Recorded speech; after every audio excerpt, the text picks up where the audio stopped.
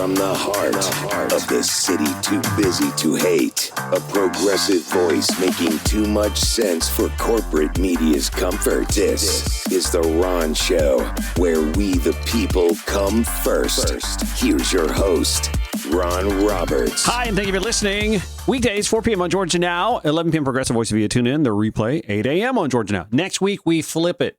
We put our thing down, we flip it, we reverse it. 8 a.m. will be the first run starting Monday of The Ron Show on Georgia Now, and then the replay at 4 p.m. 11 p.m. Progressive Voices. If that's what you do, then you're set to go. And if you listen via podcast, you're like, well, what's this all about? Last night, Democratic Gubernatorial Forum hosted in the 13th Congressional District, the 13th Congressional Federation of Women hosting that forum, and things got testy. But I think that's to be expected when you have a scenario where it's likely we're going to find ourselves in a runoff. Boy, ranked choice. Wouldn't that be nice? The money we'd be saving in this state with ranked choice. What can we do with the money we saved for ranked choice voting? MARTA, high-speed rail, connecting the state, whatever.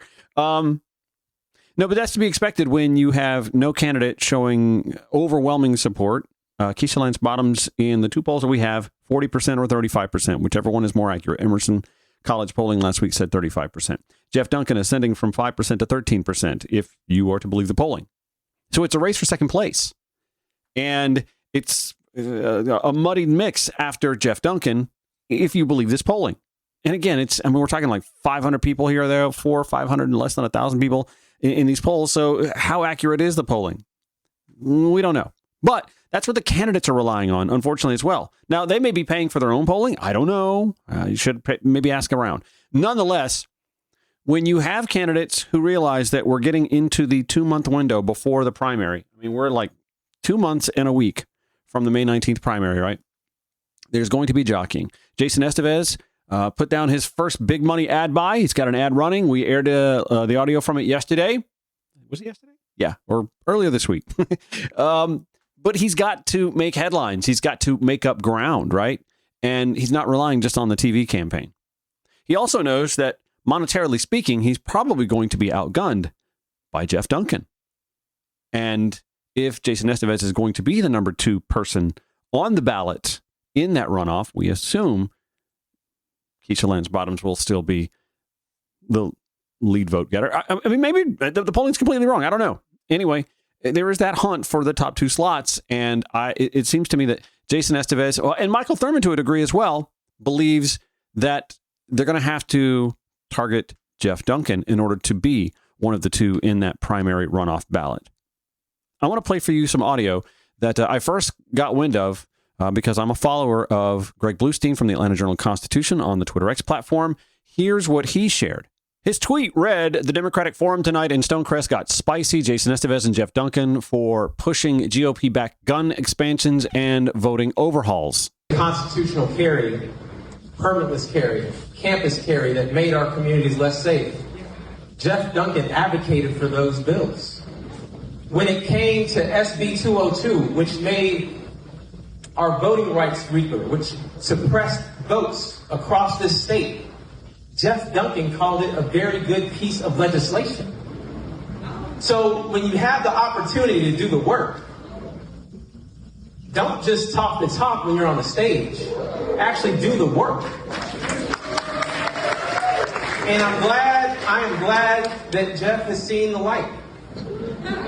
But you don't join a church and then the next month say you're going to be senior pastor without having done the work, y'all.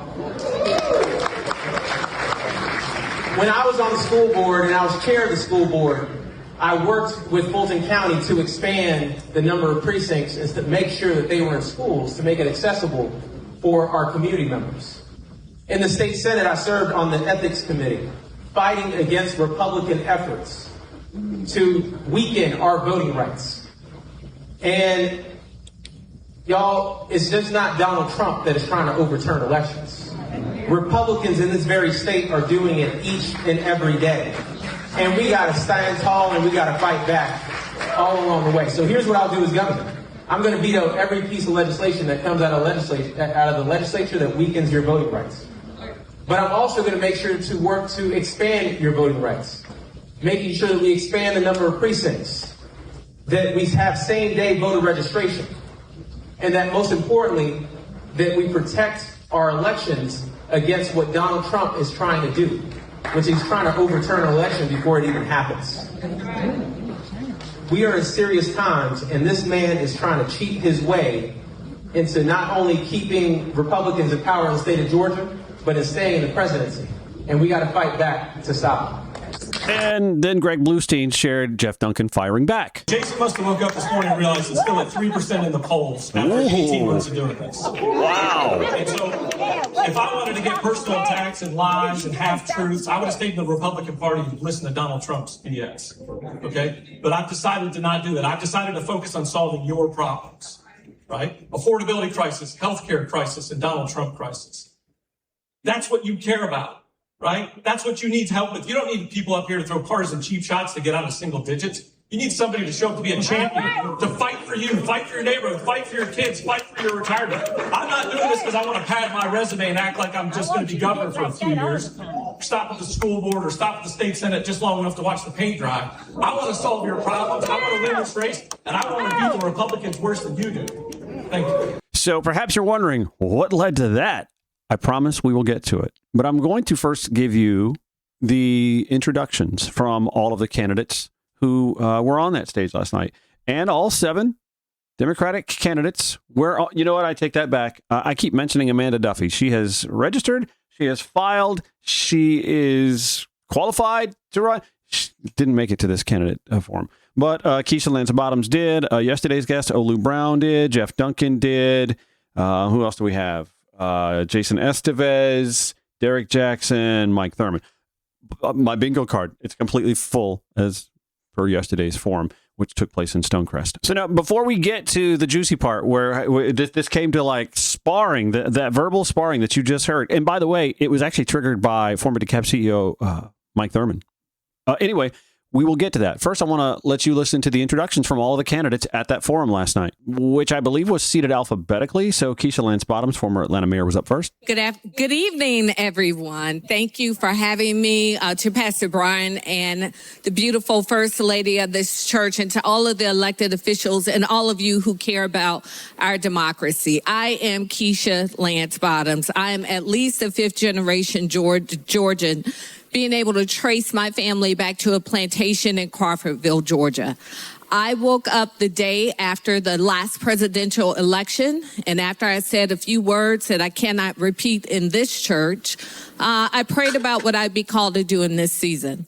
And for me, it was to get back in the ring and fight. Fight to expand Medicaid in this state, fight to address the affordability issue, fighting to make sure there's a pathway for community and technical college in this state, fighting to make sure that people like you can live in your communities with dignity, take care of your families, eliminating state income taxes for our teachers. It's been said that every generation has an opportunity to make a difference.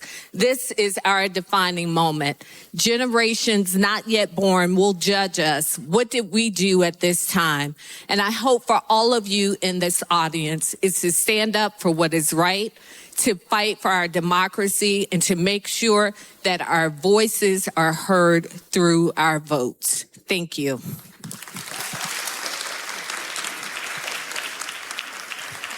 Mr. Olu Brown. Hello, everybody, and thank you to our hosts. My name is Olu Brown, and I'm running to be the next governor of the state of Georgia.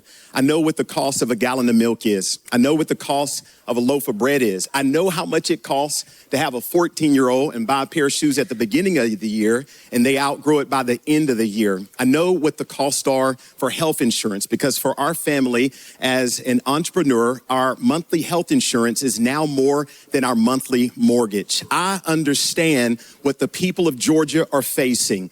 It's time that we stop electing officials who can afford everything to represent a vast majority of people who can't afford anything, and expect them to understand what you're going through. One of my favorite poets and poems is Langston Hughes' Mother the Sun. And guess what? For so many of you here and watching online, life has not been a crystal stair. For folks suffering with mental illness, for people who are trying to pay their bills, for folks who want to send their kids to a great school and trust that they're going going to get a quality education. Under my administration, you won't have to explain struggle to me. I understand it. I am a husband. I am a father. I am a faith leader. I am a provider. I am a protector. I am a fighter. And not only will I fight for you, I will also fight with you. My name is Olu Brown, and I want to be your next governor. Thank you for being here tonight. Jeff Duncan. Thank you very much for the invitation to be here. It is an honor to stand on this stage and in this room and try to earn your respect and your vote. It's also an honor to be running for governor in the great state of Georgia. When we launched this campaign a little over 6 months ago, there's a lot of skeptics that thought, well, how is a former Republican going to win this race as a Democrat? They said we couldn't raise money. They said we couldn't get endorsements. They said that we couldn't get high enough in the polls to make the runoff. 6 months later, we've raised well over $1 million. We've got endorsements from all over the state, from communities all over the state. We're now second in the polling that shows us that we're viable. It's been nearly 30 years, and I don't have to remind this room very hard of this. It's been nearly 30 years since the Democrats won the governor's race. We can all come up with interesting reasons why, but the reality is you got to win more than the base to win the governorship. I'm building a coalition big enough to win Democrats, independents, and even disgusted Republicans to show up and not just vote for me in the primary, but so we can all win the general election. I'm staying laser focused on the three issues that most Georgians wake up worried about: the affordability crisis, the healthcare crisis, and of course, the Donald Trump crisis. Even Republicans are worried about it. This is an opportunity of a lifetime in Georgia for us Democrats to wake up and not just win the primary, but to win the election and to not only lead ourselves, but lead the country. Thank you, and I look forward to the conversation. Derek Jackson. Jason Estevez. I was about to say, you want to go? Good evening, everyone. My name is Jason Estevez, and I am proud to be running to be the next governor of the great state of Georgia. And I know that Georgians are sick and tired of working harder than they've ever worked and barely getting by. And it's because of the old politics and politicians, whether it's Donald Trump or many of my opponents, both Republicans and Democrats, who have continuously failed the hardworking people of this state. And because of that, we are in crisis. And in times of crisis, I've always run towards the fight. And that's what I'm going to do as governor of this state. I'm from the south side of Columbus, Georgia. I was raised by two parents who didn't go to college, but they taught me everything I need to know: to love my God, to work hard, and to leave my community better than how I found it. And it's those values that I've taken with me, whether it's been as a middle school social studies teacher, as Atlanta School Board's chair, as a state senator. And it's those values that I'll take with me as governor. You can always count on me to stand tall and to fight back against the chaos and destruction coming out of Washington, D.C. I will never stay silent like my Republican opponents, and I won't quit when the going gets tough like some of my Democratic opponents have. I will focus each and every day that I'm in that office, lowering the cost of living, expanding access to health care, fighting for our democracy, and investing in our children. I look forward to earning your vote, and I look forward to the discussion tonight. Thank you so much for having me. Derek Jackson. Good evening. Good evening. I just want to tell you something. I think you're going to hear a lot of talking points, a lot of rehearsed lines. So I want to take my 90 seconds to tell you who I am as a character, as a human being, as a husband, as a father. See, my Job journey started in 2014. After 10 years of being in corporate America, I had went on a sabbatical leave because my first wife, Michelle, had breast cancer in 2014. And during the 18 months of her final years, I walked each and every step with her. You have to have a governor that not only see you and hear you, but you got to know who we are. This goes beyond talking points. And so she ended up dying from breast cancer. And me and my 3 lovely daughters that she gave me, we went through the process. We went through that process of loss, pain, and suffrage. And that's why I ended up on this stage, because in 2016, because what I witnessed in terms of the healthcare system as it relates to Black women not being heard and taken care of, that motivated me to run for office. And I started this journey in 2016. And tonight you're going to hear my heart. You're going to hear the authenticity and the genuineness. That's the reason why I'm running to become the 84th governor. Time. Because, thank you. Thank you. Michael Thurman. Good afternoon. I'm Michael Thurman, and I'm working hard to be your next governor. First, I want all of us to give a round of applause for the 13th Congressional District Federation of Democratic Women for putting on this forum, please. Thank you all so much. I'll confess to you, I'm not depressed. I'm not full of anxiety. I haven't lost hope or faith in tomorrow. I'm not downtrodden, because I know something. Politicians come and politicians go. I know that even though Trump is in the White House, God is forever on his throne. I come here to tell you not to give up, not to give out, and not to give in. We are at a critical moment in the history of this state, in the history of our nation. As your next governor, I am ready for this fight. I want to thank the people of DeKalb for allowing me to serve as your school superintendent and as your CEO. Together, we saved the third largest school district in the state of Georgia. I will always stand and fight. I'll stand in the gap, and I'll never give in to Trump, to people who want to work against hardworking men and women. And I'll stop with this.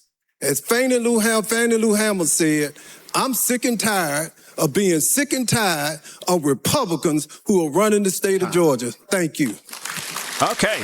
So you've heard from all of the candidates. They're a minute long or so introductions. I think they went longer than a minute. Anyway, you want to get to the juicy part, don't you?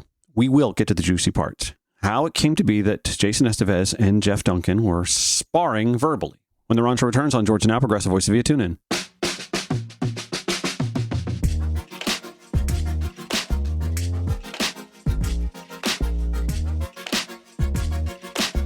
I follow a lot of influential people on social media inside Georgia Democratic circles, and I got to be honest with you. There was one thing that Geoff Duncan said that actually has rubbed some people the wrong way, and I don't want to nitpick about it, but I can understand why folks do. I was there at the Capitol, and I got the scars on my back to show it when I stood up louder and prouder than anybody else at that Capitol against Donald Trump. The reason you might see some quibbling about the use of that term is because, again, this was a forum held by the Georgia 13th Congressional Federation of Women Voters, I believe it was, and this was in an African-American church. If you're unaware, it's fine. I understand. Google whipped Peter or whipped Gordon. That would be the photo that we all remember from the history books. The enslaved man with the scarred back who became like a powerful symbol of the brutality of slavery and really galvanized the abolitionist movement in the United States in the 19th century. Now, that's not what sparked the fury between the candidates at the forum last night, but it certainly did get a lot of folks talking. It's a bit of a minor hit. Like, I didn't make a big deal about this, but former Georgia NAACP president James Major Woodall endorsed Geoff Duncan for governor and caught some flack for it from those that he has befriended on social media. The Georgia Men for Democracy Now! PAC, mostly African-American, in fact, I believe it's a completely African-American male political PAC, has also endorsed Geoff Duncan. He, by the way, will be doing a candidate forum on the 16th at 7 o'clock at the Gathering Spot. I will leave you the link to that if you'd like to go to it in the show notes at ronshowatl.com. It just sort of brings up some of the things that, like, I'm not going to say I have sleepless nights about, but I do definitely sometimes wake up in the middle of the night going, oh my gosh. The things that Democrats always worry about is what they're going to have to deal with in the general election. And by the way, for example, I don't know why, but Rick Jackson has decided he's already taking on Keisha Lance Bottoms with attacks. An attack mailer going out from the Rick Jackson campaign aimed at Keisha Lance Bottoms. What the what, dude? Why don't you win your primary first, right? I don't really understand the rationale behind taking your campaign funds, although he is immensely wealthy, so I mean, he's got it to blow, right? Yeah, campaign mailer out that targets Keisha Lance Bottoms for some reason. And in the mailer, you see a car fire Headline, Keisha Lance Bottoms let Atlanta burn. Now she wants to be governor. Hell no. Anyway, those are the sorts of things that, like, Democrats in the primary calendar, we all have sleepless nights about. We're like, oh, gosh, the candidate that wins our primary, we need to be the easiest to defend or to back. And so there's a lot of that going on in the Georgia Democratic Party right now when they see that Keisha Lance Bottoms leads the polls and that Jeff Duncan is the distant but prohibitive second place combatant right now. And so that's jockeying to be second right now, which we're seeing from Mike Thurmond, from Jason Estevez, Derek Jackson also on the dais as well, and Olu Brown is going to be the most entertaining part of the next, 9 to 10 weeks or so. And it did not disappoint last night either. So I know you want to get to it. I apologize. I got to take a hard break here on Georgia Now, unfortunately. But we will get to when it was that Mike Thurmond, Jeff Duncan, and then Jason Estevez all kind of got into a little bit of a row, verbally speaking. It was a church, for crying out loud. Anyway, we will get to that. I promise. It's coming up in minutes. The Ron Show on Georgia Now, Progressive Voice via TuneIn, wherever you podcast. This is The Ron Show. Thank you so much for listening. Last night's Democratic Gubernatorial Forum in Stonecrest, hosted by the 13th Congressional Women's Federation, I believe it's right. Anyway, the 7 named major candidates, Amanda Duffy, again, she qualified, right? Anyway, the 7 named major candidates running for governor, who still remain, appeared at a forum last night, and things got a little bit testy. First, I'm going to tell you something. I've had them all on the show. I have had doubts and misgivings about each of these candidates myself and publicly on this show, right? When it was just a handful, and we heard what Mayor Bottoms is going to run. She only ran for one term as mayor of Atlanta, and I said it then, and I don't think I'm wrong to say it now. I'm not sure she could win in a mayoral race in Atlanta. And that's kind of a big deal, right? But look, the polling says she is the one who gains the most support amongst likely Democratic voters in polls. 2 polls, I should say. I mean, maybe there's been some other polls that I haven't seen, but the only external polls that I see are AJC UGA from November and Emerson College last week. So maybe I'm wrong. But anecdotally, and I live in the city of Atlanta, anecdotally, I hear from a lot of people across a cross-section of voters. Black, white, gay, straight, Hispanic, women, men. I just hear from a lot of city of Atlanta people like, I wouldn't vote for her. She was going to run for me. That's not nothing. You can't win Georgia as a Democrat, for sure. You can't win Georgia without overwhelmingly winning Atlanta. So what's that going to look like? It may matter more who the comic book villain that she would be opposing is on the ballot, perhaps. And by all accounts, it looks like it'll either be Burt Jones, comic book villain number 1, or Rick Jackson, comic book villain number 2. And Rick Jackson's already assumed it's going to be Keisha Lance Bottoms because he's sending out mailers attacking her, which is one of the things that triggers us Democrats. We're like, what's it going to be like when our candidate is that person and we can predict the attack ads, right? Well, Rick Jackson's he's telegraphing what the attack ads are going to be. So we already have an idea, right? And Democrats, I don't know, we're not lazy, but we just really don't want to have to do that. After decades of covering for the Clintons, for example, I don't have it in me to do it. And yet, if she's the nominee, I'm going to do it. She's been on the show. She made her case, and I'm pretty convinced. I'm not saying she'd be a bad governor. I think she's on par with where we want to be issues-wise. It's the winning part that I sometimes wake up in the middle of the night, right? I have the same issue with Jeff Duncan. And I can go down and say this about all of the candidates, really, because I have said for the longest time, when Ruo Roman was in the campaign, in the race, one candidate had my heart, the other had my brain. Ruo Roman had my heart. But I never coalesced around the idea that she could win the nomination. And even then, I'd have sleepless nights, right? Oh, my gosh. Unfortunately, we live in a state that there are a lot of voters, and some who are Democrats, who are misogynists and or xenophobic and or Islamophobic or racist, and all, they just all add up over to, and that, to me, made the pathway hard. I will tell you, and this is the first time I've said it, and my mind can change. And I'm not endorsing anybody, but I'll just tell you, my brain, my marketing mind, that's my background, right? I worked in broadcasting and promotion and marketing, and I do that in real estate. I'm always having to market listings and even sometimes convince my buyers, we're looking at a house that you picked out, you wanted to see. It checks off all the boxes. Yeah. Anyway, the marketing guy in me says the candidate that is easiest for Democrats to back is Jason Estevez. He checks off so many boxes, it's not even funny. Like if you were going to walk into a lab and build your Frankenstein ideal candidate, right? An African-American Hispanic male married to a lovely African-American female, both of them business owners, successful business owners, lovely kids. They're a beautiful family. Young, vibrant, has school teaching bona fides, school board bona fides, school board chairman, is it president, chairman, bona fides, time in the state Senate, right on the issues. That's the ideal candidate. Doesn't come with Cop City baggage, doesn't come with COVID baggage, doesn't come with, much baggage at all. I don't see baggage, right? With just about every candidate on the dais, there's baggage. I think aside from Derek Jackson, who I admire, but I can't sit here and diminish him because he's gotten about as much traction in the polling as Jason Estevez has.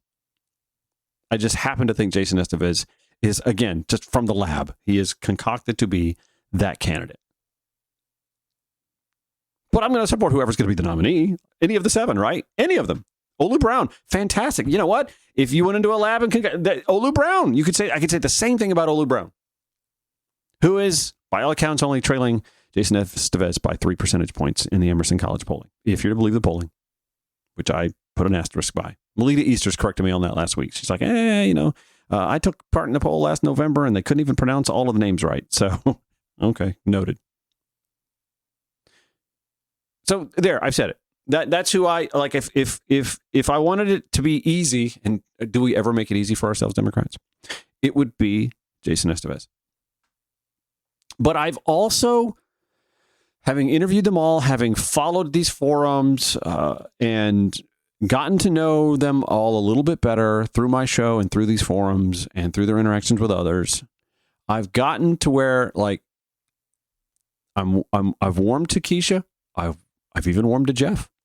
I really, on this show, very publicly had issues with Jeff Duncan, as it was actually coined by Jason Estevez in the forum last night, joining the church and deciding he wanted to be the lead pastor right away. I had issues with that.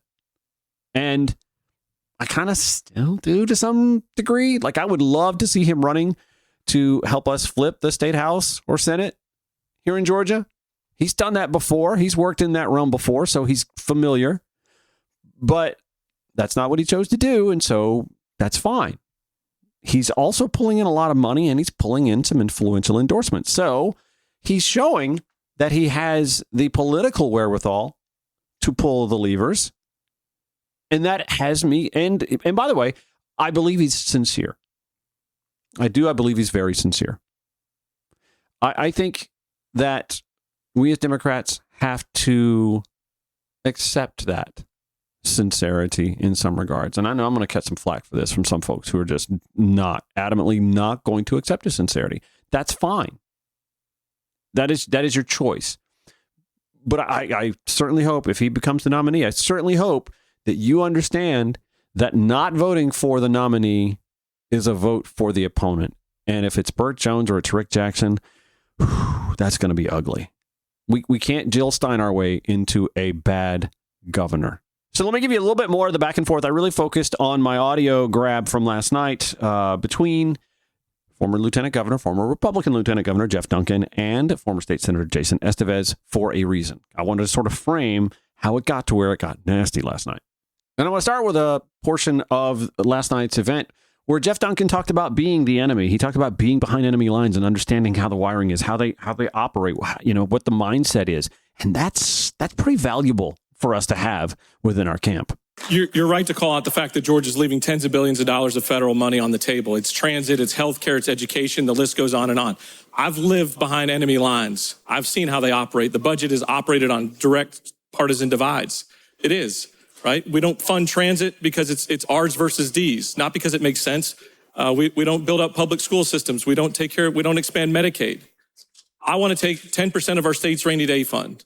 We've heard 15, 16, 17 billion with lottery surplus. It's probably closer to $17 billion. I want to take 10% of that and put it in a jumpstart fund to wrap our arms around the vicious cycle of poverty, be able to reach into those people's lives, be able to build up the CAPS program to better fund childcare costs and lower them when needed. Rebuild the TANF program so you don't have to work full time for less than minimum wage to qualify for TANF. I want to build affordable housing projects that we can actually put people in and move them through with wraparound services.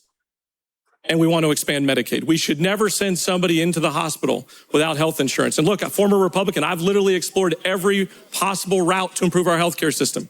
You can't do it without expanding Medicaid. We have $17 billion. Let's use some of that money to reinvest in Georgians. And for me, this is a faith journey. Right? I've lived out loud for the last 6 years. I've told everybody what I think about Donald Trump on TV. I've written op-eds about guns. I've written op-eds about Medicaid. I've talked about my willingness and my mistake on the heartbeat bill. This is a faith journey for me. This is a faith journey that never wants to walk by another homeless person and make an excuse and try to blame them for it. We ought to figure out a program that can help them.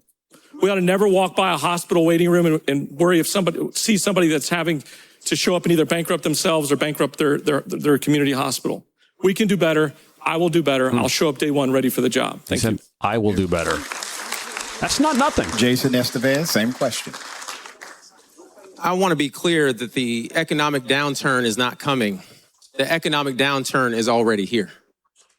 We are seeing thousands of people laid off from our government to our private sectors, and people are struggling all across this state.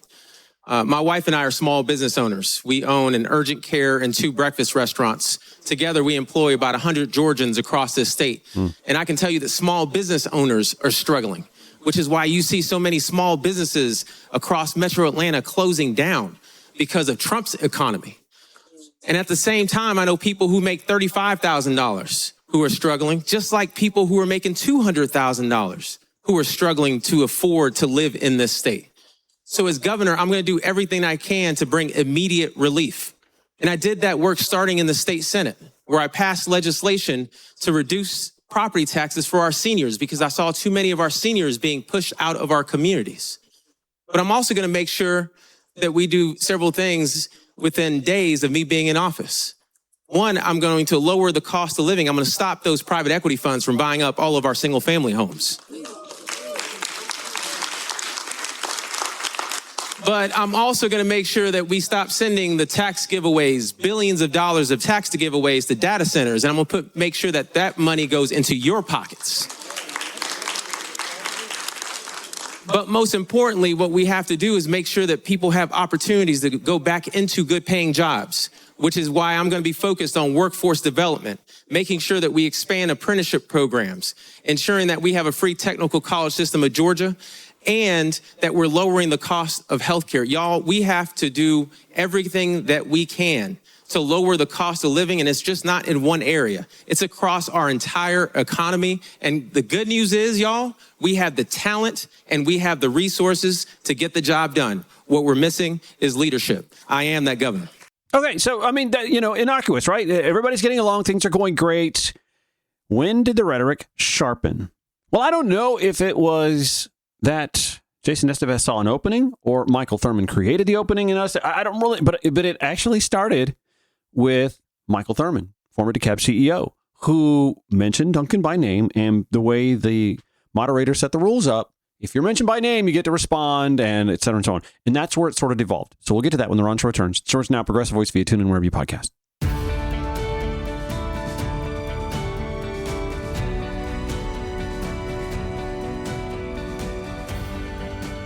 Here it is, the moment you've been waiting for. When did things get really testy between Jeff Duncan and Jason Estevez? It actually began with these words from former DeKalb CEO Michael Thurman. They were talking about voter rights and protections. Mr. Thurman. But the first thing we have to do, and I'm going to repeat myself, we got to go vote this year.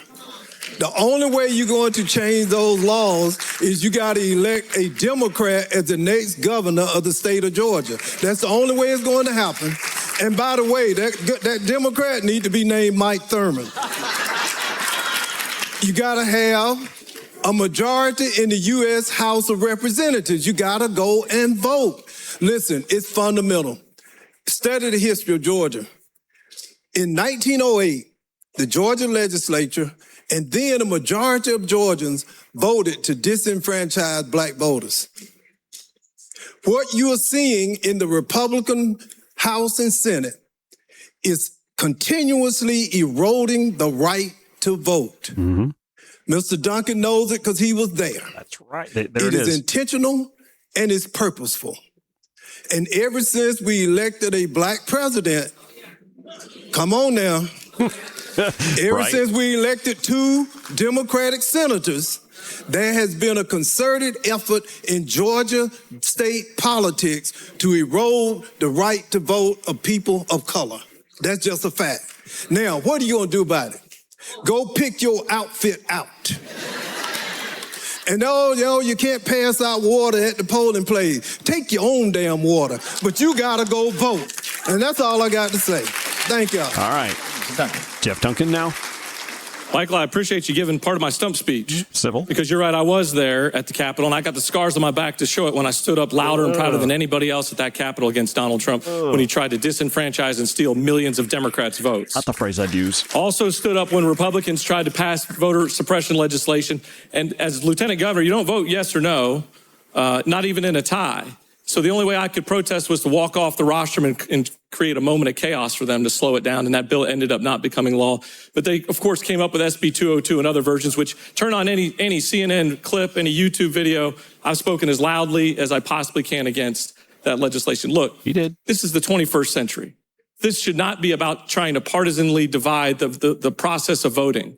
We can get a man to the moon in 3 days. Certainly we can figure out if somebody's legal to vote when they walk in with expanded IDs or whatever the utility bills, whatever it is. Certainly we can do that. But this is about doing the right thing, right? And you got to know the right thing to do, right? For me, my family motto is doing the right thing will never be the wrong thing, right? It drives us in all kinds of different ways. And I paid a lot to get here, not in dollars, but in sacrifice. This is effective. I'll argue that I fought more for your votes than anybody on this stage. I've put my family in harm's way. My wife's gotten death threats. My kids get picked on at school. I've lost customers. Wow. I stepped away from being lieutenant governor because I was so embarrassed of being a Republican. It's effective. That's why I didn't run again for re-election. It's important that we elect people that have a backbone to stand up, even when it's their own party. Doing the right thing will never be the wrong thing, even if it costs you your job. Thank you. Okay, here we go. Grab the popcorn. Doing the right thing will never be the wrong thing. The irony there is that when it came to constitutional carry, permitless carry, campus carry that made our communities less safe, Geoff Duncan advocated for those bills. When it came to SB 202, which made our voting rights weaker, which suppressed votes across this state, Geoff Duncan called it a very good piece of legislation. So when you have the opportunity to do the work, don't just talk the talk when you're on the stage. Actually do the work. And I am glad that Geoff has seen the light. But you don't join a church and then the next month say you're going to be senior pastor without having done the work, y'all. I feel like he got that from me. I really do. When I was on the school board and I was chair of the school board, I worked with Fulton County to expand the number of precincts and to make sure that they were in schools to make it accessible for our community members. In the state Senate, I served on the ethics committee, fighting against Republican efforts to weaken our voting rights. And y'all, it's just not Donald Trump that is trying to overturn elections. Republicans in this very state are doing it each and every day. And we got to stand tall and we got to fight back all along the way. So here's what I'll do as governor. I'm going to veto every piece of legislation that comes out of the legislature that weakens your voting rights. But I'm also going to make sure to work to expand your voting rights, making sure that we expand the number of precincts, that we have same-day voter registration, and that most importantly, that we protect our elections against what Donald Trump is trying to do, which he's trying to overturn an election before it even happens.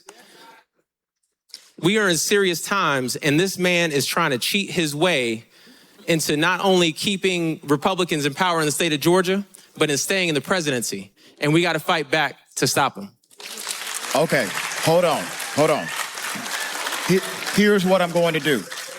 In your answer, you mentioned Michael Thurman's name. Michael Thurman, you will have 1 minute. In your answer, Mr. Estevez, you mentioned Duncan's name. You will have 1 minute for rebuttal. I got 1 minute on the clock. Mr. Thurman? By the way, that's Dr. Rashad Ritchie moderating. My rebuttal is this.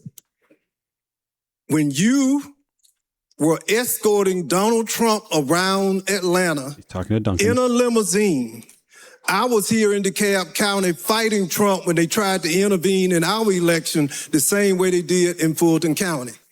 I love you, brother. I accept your apology, but I am not forgetting what you've done. Mr. Duncan?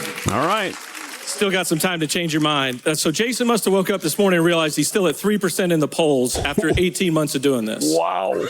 And so if I wanted to get personal attacks and lies and half-truths, I would have stayed in the Republican Party and listened to Donald Trump's BS, okay? But I've decided to not do that. I've decided to focus on solving your problems, right? Affordability crisis, healthcare crisis, and Donald Trump crisis.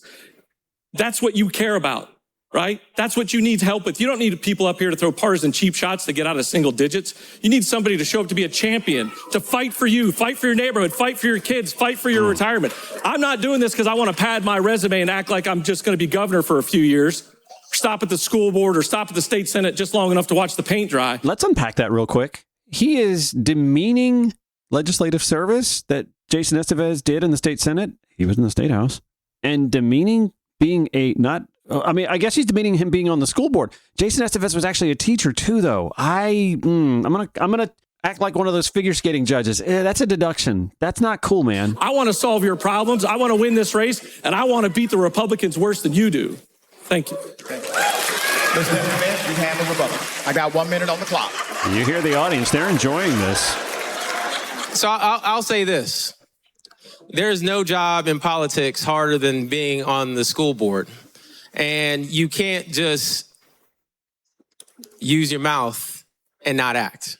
Again, this is not personal cheap shots. This is literally talking about records and talking about talking the talk and walking the walk. And I appreciate your conversion. I'm glad you saw the light. But again, you haven't shown us that you are walking the walk. This is serious.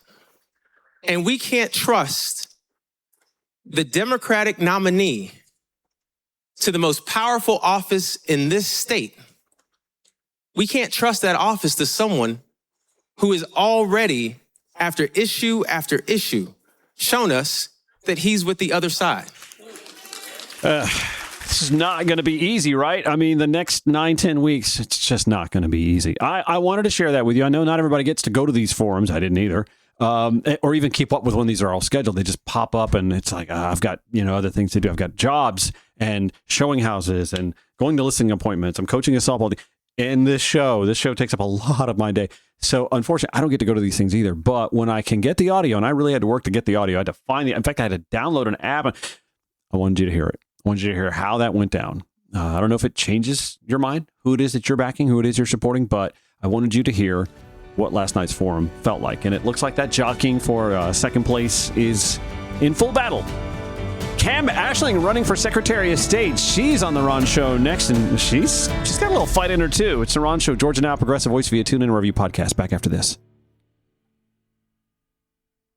From the heart of the city too busy to hate, a progressive voice making too much sense for corporate media's comfort. This is the Ron Show, where we the people come first. Here's your host, Ron Roberts. Thank you so much for hanging in there. First hour, quite eventful, lots of popcorn to pop, but we've got some business to do. We still have folks who are running for office at the state, at the constitutional level that we have not gotten to. And one of those candidates would be, surprise, Secretary of State candidate Cam Ashling, who joins the Ron Show today. She actually joins me via Google Meet. She looks all nice. I'm in a T-shirt and shorts, but thank goodness this is an audio show. Anyway, thanks for joining the show. I appreciate it. Thank you for having me, Ron. I'm so excited to share my plan with Georgia. Yeah, so here's what I found pretty interesting. I was reading over some of your campaign material. I know you did a pretty lengthy Facebook post last month that talked about your candidacy. You come at the Secretary of State's role from, I think, a perspective that is a little less headline grabbing, but not unimportant. I want to read to you some of the plans that you have here. You talk about your mission as Secretary of State to help create 100,000 new Georgia businesses. That's a lot of businesses. Fix the licensing systems for professionals. Anybody who has launched their own business or works in private contracting business, like even a hairstylist, something along those lines, knows how cumbersome it is to sign up for licensing in the state of Georgia. Also to protect consumers from financial fraud. That is a big deal nowadays. And to strengthen the election system. Yeah. Oh, yeah. By the way, to strengthen the election system so results are indisputable and trusted by all. Now, I kind of understand, having looked over your bio, why you come at this from the business and licensing point of view, because you are a businesswoman. Talk to us a little bit about your insights into that and why that's so important in your campaign. I am only in this race to win this race. Mm-hmm. And to win this race, we have to look at who has won this race. Okay. And the people who have been winning for the last 18 years are business people or farmers. And so if we want to win this seat, even though I have a very strong, voter protection resume that is, I think, probably the best grassroots voter protection resume in all my, in my field, mm-hmm. I don't want to just be able to talk about that, because I can talk about that all day. I want to be able to talk about what solves problems for Georgians right now and what's going to reach rural Georgia. And right now, if people are feeling economically strained, they may not have, the motivation to go out to vote just to vote on election matters. Mm-hmm. They're worried about bills. They're worried about electricities. They're worried about, their kids getting what they need and clothes and things. And so I want to come at this to resolve what is the most important thing for Georgians first, which I kind of think, and I think everybody would agree, is the affordability piece. Mm-hmm. And as a financial planner and a former stockbroker with Morgan Stanley, I am in a very good position to help us create more jobs. And I've seen how money works, having come from private wealth, not private wealth personally, mm-hmm. but in the industry. I came from nothing. You'll hear about that later. Okay. Yeah. I came from practically nothing. So if I made it, having come from nothing, what I learned through that process is a business owner make the most wealth and have the most wealth mm-hmm. in America. Okay, it's not corporate executives, though there are those clients that I've worked for them. But I want Georgia to start creating more businesses. And a lot of people already practically run their business, but they're not incorporated. Yeah. There are farmers who are kind of like a business, but are they incorporated? No. Okay. They're not getting more resources because they're not incorporated. They're not getting more protection because they're not incorporated. Mm-hmm. They could be getting more loans. They could be getting, credit cards that then can buffer some of the up and down in the cash flow. Yeah. Okay. We have freelance people who are freelancing, digital media, everything. They're just selling widgets off of Amazon. But everybody, all these people need to get incorporated. Okay. And as Secretary of State, I want to reduce the cost of incorporation. I want to explain it. I want to make it easier. And I want to get everybody incorporated because I want Georgians to be wealthy. Yeah. Right? Yeah. And I want to expand the pie. I'm sick and tired of everybody fighting over a little pie. Yeah. We're all fighting over crumbs. Yeah.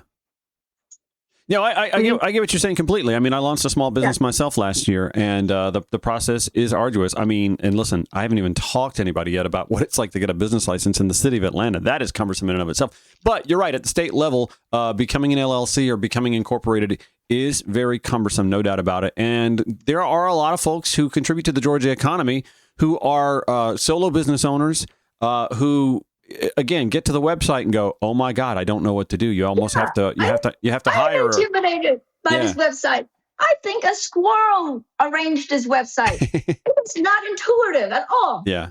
And then it looks like it was, somebody's 1990 video game. It is an interface that's horrible. Mm-hmm. And beyond that, it makes you pay twice sometimes for your registration. Mm. This is what I heard from talking to Georgians. Yeah, I can't afford that either.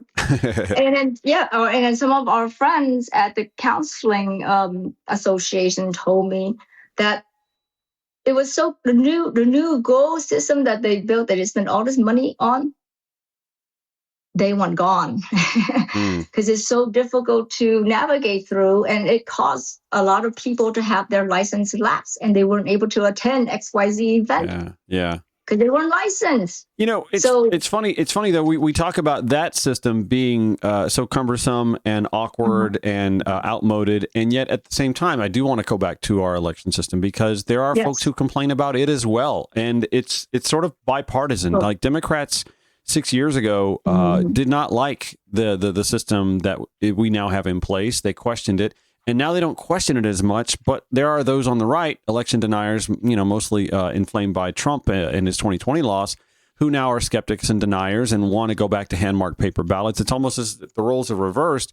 And I remind people, the last two secretaries of state are both in positions. Brian Kemp got to oversee his gubernatorial election. Now Brad Raffensperger gets to oversee his gubernatorial election. That's not right. Yeah, that's shady. It's so shady. Yeah. But you actually do have quite an extensive background in combating voter suppression. So talk to me a little bit about that. We're with Cam Ashling running for Secretary of State on the Democratic primary ballot. Thank you. And the reason why I have such an extensive resume on the voter protection side is because ever since I started working on, elections and campaigning and getting political voice for marginalized community, is I realized I had to run voter protection in parallel to campaigning. Because we were dealing with so much voter suppression. So I've got now 8 years of experience. I have been I've ran 20 plus people team to cure absentee ballots. Okay. I have protests at the county level, state board of elections. Yeah. I have testified in court for deceased voters. I have sued through my PAC. I have sued the state of Georgia over SB 202 that we know was like death to us by 1,000 cuts. And they did everything they could that they figured out after we won in January for Senator Ossoff and Warnock, January 5th, before a riot, that all these things the Democrats did to win, and we will now eliminate all these things. For this, and so yes, it is a problem, and so I am the strongest candidate to fix our election and our integrity, because when I do ballot curing, I don't just cure it for Democrats. I cure ballots for Republicans too. How about that? And I do that on a nonpartisan basis because I want our elections to be very fair and so clean that they are indisputable. So as Secretary of State, this is my plan for our elections. One, I will fix what is already coded that should be fixed. We should be updating the vulnerable software that was stolen. Okay, why didn't we update the software? It makes no sense. If I told you your phone software has been compromised, how fast will you hit that update button? Exactly. Or get a new phone. Okay. Exactly. You be, oh my God, you will do it immediately. And then if I told you that, your vote is in a QR code embedded that no human eye can see. And then even the legislator, including the Republican, have passed this law to get rid of the QR code 2 years ago. Yeah.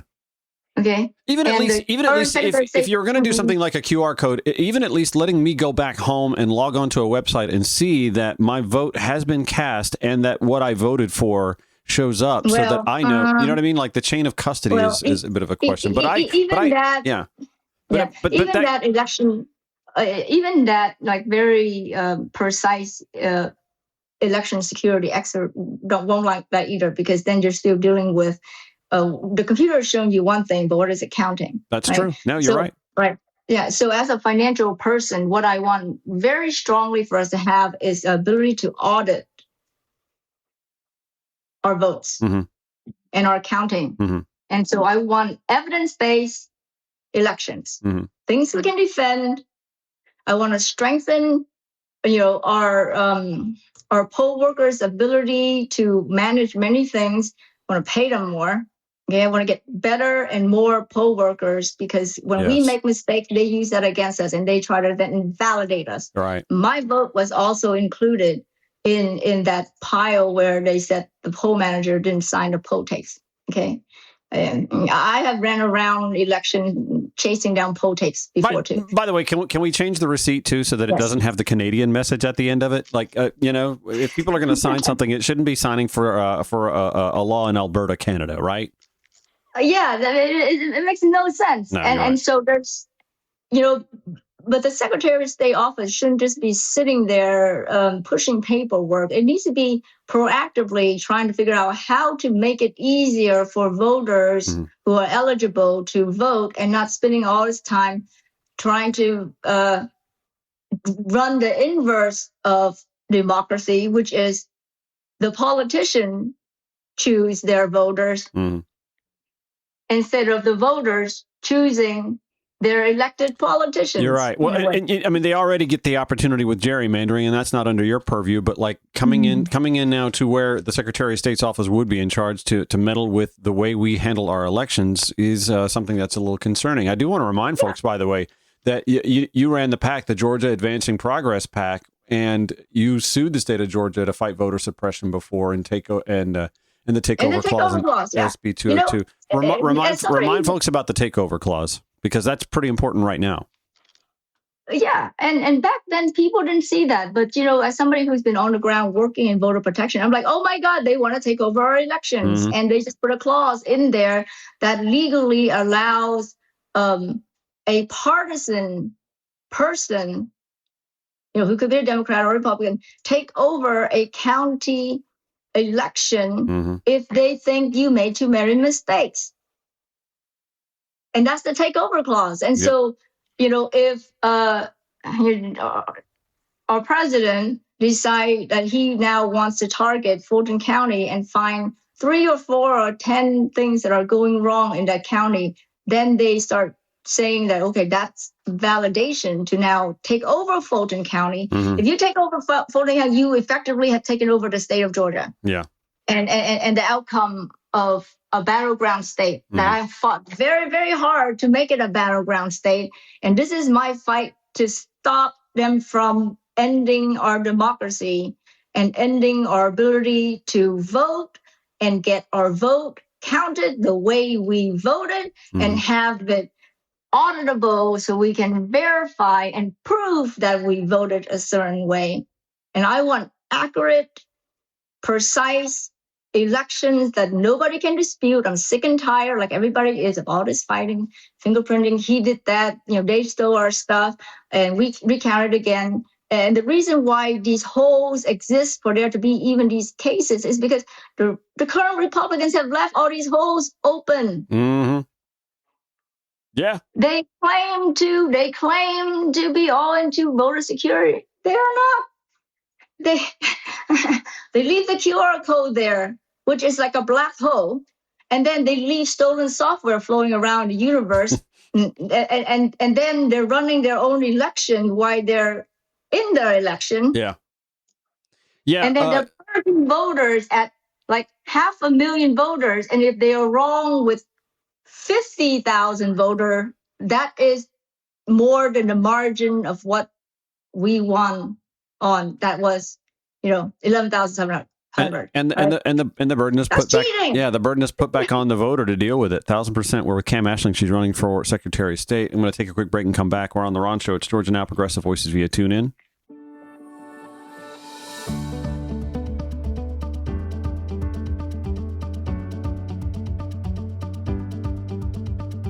Back with Cam Ashling. She's running for Secretary of State. She's spoiling for a fight. I wanted you to weigh in on the SAVE Act. Right now, that is trying to make its way through the House and Senate in Congress in Washington, D.C., which seems to be another affront towards voter protection, to voter rights, to insist that folks have either a passport or their own, original birth. I mean, who has their original birth certificate anymore? Talk to me a little about the next wave of voter suppression coming out of the GOP in the midst of the midterms, and how fast they want to pass this so that it can affect the 2026 midterms. They are doing everything they can to suppress the vote because voters have power and voters can fire them all. Mm-hmm. Okay. And so they are now trying to make another obstacle for us to jump over to vote and create additional ID hurdles. It's expensive to get a passport. Mm-hmm. Okay, that's a poll tax. Elections are supposed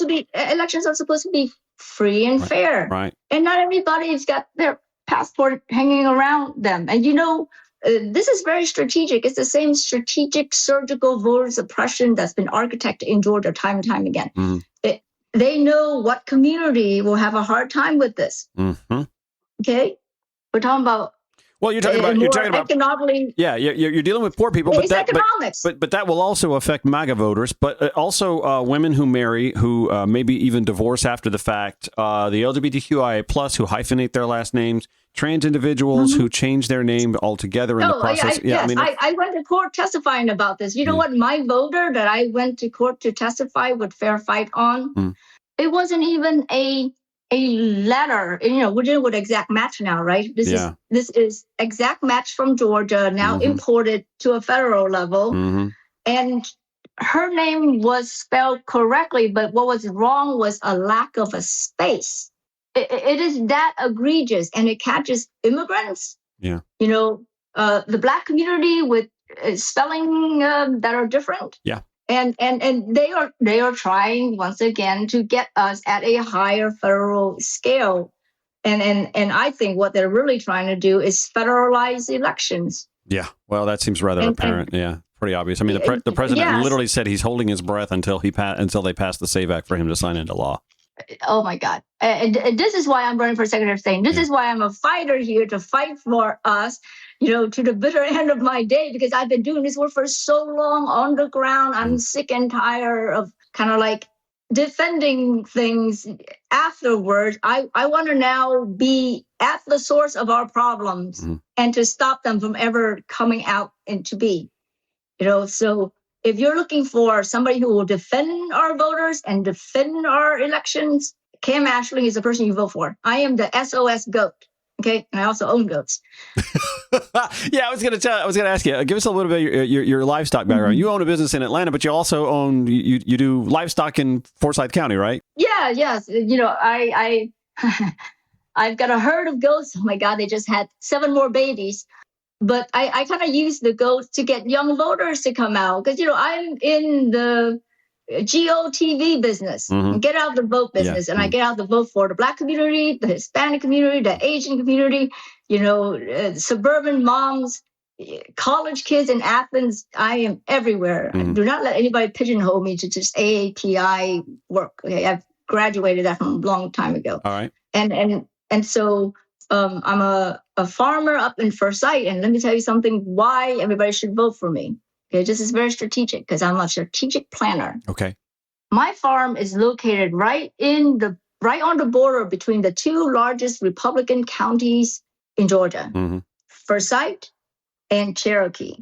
Okay, we call this the Red Wall. Okay, we can't win Georgia without breaking down the Red Wall.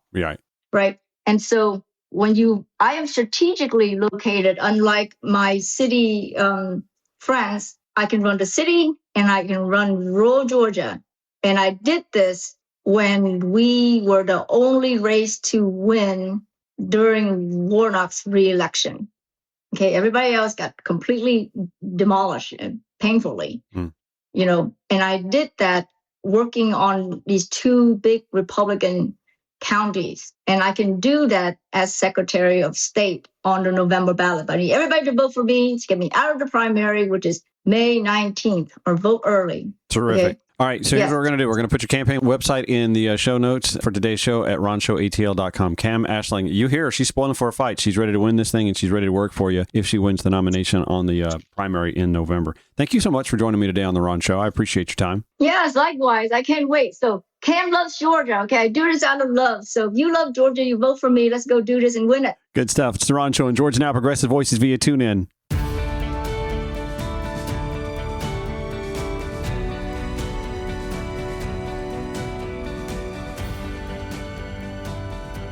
Before I end the show, I want to thank Cam Ashling for joining us. I honestly, paying attention to so many other races, I'm like, wait, we have another Secretary of State candidate? We do. We have, three?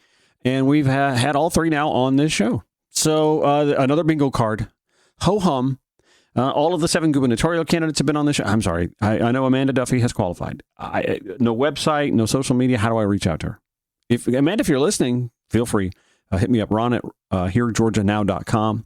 That forum last night, though, I will put it in the show notes how you can go and look at it yourself if you'd like to. It's like a 2-hour. It was pretty intense, and it was entertaining, but also good. I think that's what's going to need to happen. Folks are just now kind of getting around to the idea that, oh my God, we have to choose a Democratic nominee here pretty soon. And while I follow a lot of the activists, the folks who are really into it, who are working on other campaigns, even not gubernatorial, but like other campaigns, whether it be congressional or state house, like a lot of folks are watching this who are inside the machine. It's the voters outside the machine who likely aren't watching it.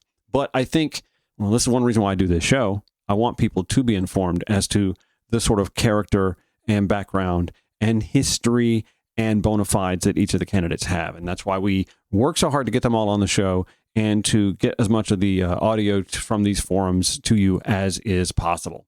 And we'll continue to do that. I mean, we've got another 9-10 weeks that should be highly entertaining. And then, of course, we get into the general election cycle and we can just focus on the nefarious comic book villains on the other side. It's The Ron Show, weekdays, 4 p.m. on Georgia Now, 11 p.m. Progressive Voice via TuneIn, 8 a.m. The Rerun. Until next week, we do it backwards, 8 a.m. on Georgia Now and 4 p.m. See you tomorrow. Take care.